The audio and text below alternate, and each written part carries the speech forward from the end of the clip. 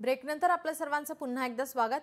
बाळ माने यांनी मंत्री उदय सामंतांवर संताप व्यक्त केला आहे। बेईमानीचे बाळकडू आपल्याला मिळालेले नाही, आपण पुन्हा कधीही भाजपमध्ये जाणार नाही अशा शब्दात बाळ माने यांनी त्यांची भूमिका स्पष्ट केली आहे। रत्नागिरीकरांचे प्रश्न सोडवा आणि आरोप करणं थांबवा अशा शब्दात बाळ माने यांनी मंत्री उदय सामंतांना ठणकावलंय।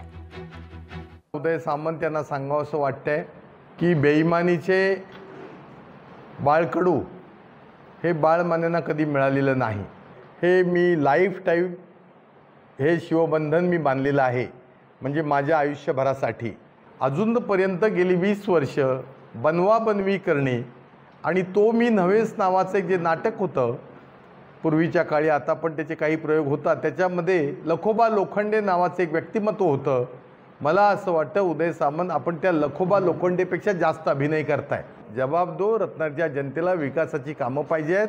अजूनपर्यंत तुम्हाला कोण विचारणारा भेटला नाही आणि कुठेतरी विषयांतर नेऊन इकडचं तिकडं करू नका, नाहीतर या खड्ड्यामध्ये रत्नागिरी जनता तुम्हाला खड्ड्यात गाडणार आहे। लोकशाही मराठी ऐका, पहा, जागरूक रहा।